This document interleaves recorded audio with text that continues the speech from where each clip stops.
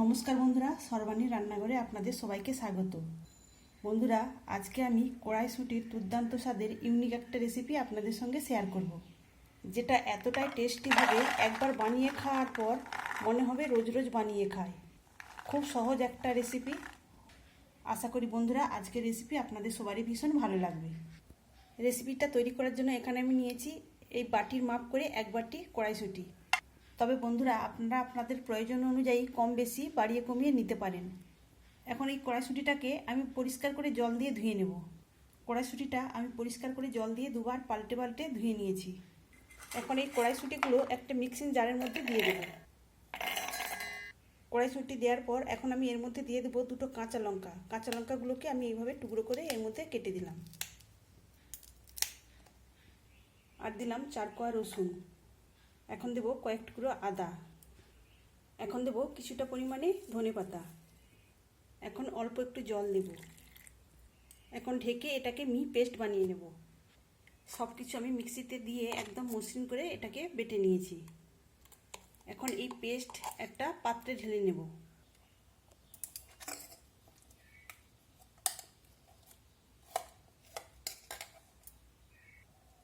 আমি এই মিক্সিং বোলের মধ্যে কড়াইশুঁটির সম্পূর্ণ পেস্ট ঢেলে নিয়েছি। এখন আমি এর মধ্যে দিয়ে দেবো যে বাটি মেপে আমি কড়াইশুঁটি নিয়েছিলাম সেই বাটির মাপে হাফ বাটি বেসন।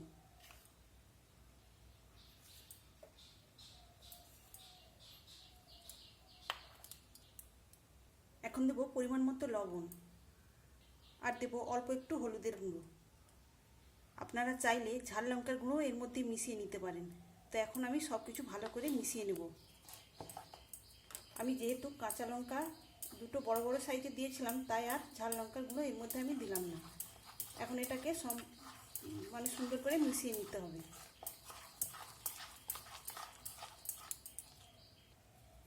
মিশিয়ে নেওয়ার পর এইভাবে ভালো করে ফেটিয়ে নিতে হবে।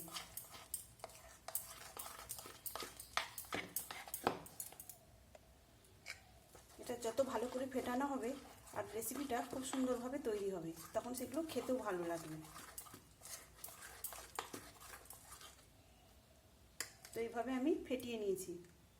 বন্ধুরা, আমি এই মিশ্রণের মধ্যে হাফ চামচ কালো জিরা দিয়েছি। কালো জিরাটা দেওয়ার পর আমি আবারও একটু ভালো করে মিশিয়ে নেব।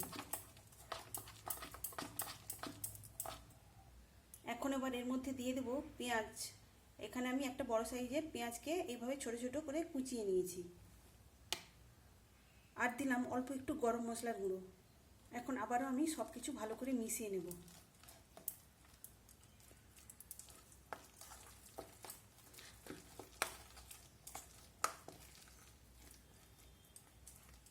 তো এখানে আমার মিশ্রণটা রেডি। এতক্ষণে আপনারা নিশ্চয়ই বুঝতে পেরেছেন আমি কি বানাতে চলেছি। আর বন্ধুরা, আজকের রেসিপি আপনাদের ভালো লাগলে অবশ্যই একটা লাইক দেবেন। সেই সঙ্গে যদি নতুন বন্ধুরা এসে থাকেন অবশ্যই আমার চ্যানেলটিকে সাবস্ক্রাইব করে আমার পাশে থাকবেন। এখন এগুলোকে তেলে ভেজে নিতে হবে। ভাজার জন্য এখানে গ্যাস অন করে একটা কড়াই বসিয়ে পরিমাণ মতো তেল গরম করতে দিয়েছি। তেলটাও গরম হয়ে গেছে। এখন আমি এই মিশ্রণ থেকে এই চামচের সাহায্যে অল্প অল্প করে নিয়ে এই তেলের মধ্যে দিয়ে দেব। বন্ধুরা, এই কড়াইশুঁটি থাকতে থাকতে আপনারা অবশ্যই একবার এইভাবে রেসিপিটি বানিয়ে খেয়ে দেখবেন। একবার বানিয়ে খাওয়ার পর মনে হবে রোজ রোজ বানিয়ে খাই। ছোট বড় সবার পছন্দের হবে আজকের এই রেসিপিটি। আমি এখানে বেশ কয়েকটা ছোট ছোট করে তেলের মধ্যে দিয়ে দিয়েছি। এখন এক পাশটা আমি সেট হওয়ার জন্য রেখে দেবো। মিনিট খানেক এভাবে রেখে দেওয়ার পর আমি অন্য পাশটা ভাজার জন্য এবার উল্টে দেবো।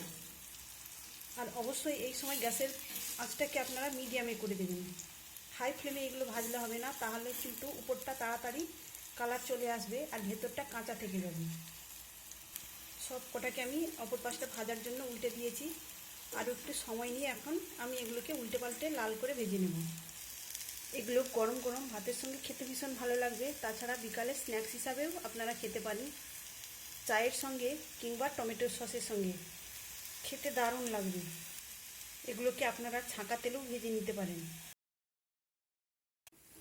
এগুলো আমার ভাজা হয়ে গেছে। এখন আমি এগুলোকে তুলে নেব। এগুলোকে আমি আবার অন্যরকম পদ্ধতিতেও বানিয়ে দেখাবো। এই কড়াইয়ের মধ্যে অল্প একটু তেল দিয়েছি। এখন একটু বেশি পরিমাণে এই মিশ্রণ দিয়ে দেবো।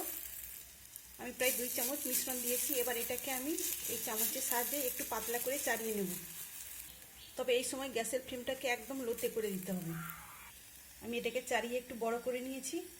এখন আমি এটাকে ঢেকে দিয়ে 2 মিনিট রেখে দেব। 2 মিনিট পরে ঢাকা চাপাটা খুলে নেব। এখন এটাকে অপর পাশটা ভাজার জন্য উল্টে দেব। সাইড থেকে অল্প একটু তেল দিয়ে দেব। এইভাবে বানিয়ে আপনারা বাচ্চাদের স্কুলের টিফিনেও দিতে পারেন।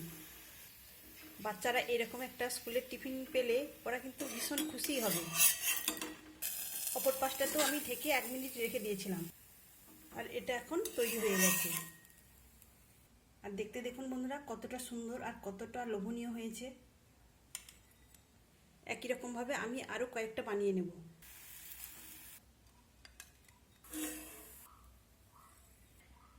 এখানে আমার 2 রকমভাবেই বানানো হয়ে গেল কড়াইশুঁটির ইউনিক রেসিপি। আপনারা অবশ্যই একবার এইভাবে বানিয়ে খাবেন, আর কেমন হয়েছে আমাকে কমেন্ট করে জানাবেন। তাহলে বন্ধুরা আজকের মতো আসি। সবাই ভালো থাকবেন, সুস্থ থাকবেন। ধন্যবাদ।